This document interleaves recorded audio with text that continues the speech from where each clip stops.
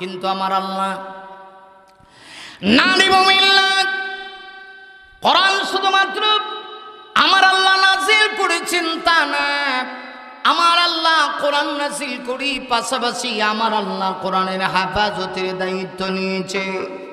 তাই আল্লাহ বলেন ইন্না নাহানু নাযালনা যিকরা ওয়া ইন্না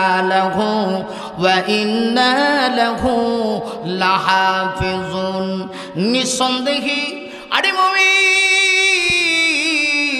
আমার আল্লাহ বলেন আমি কোরআন নাজিল করেছি, শুধুমাত্র আমি কোরআন নাজিল করেছি তা না, ওয়া ইন্না লাহু লাহাফিজুন, কিয়ামত পর্যন্ত এই কোরআনের যথাযথ হেফাজতের দায়িত্ব আমি আল্লাহ গ্রহণ করে নিয়েছি।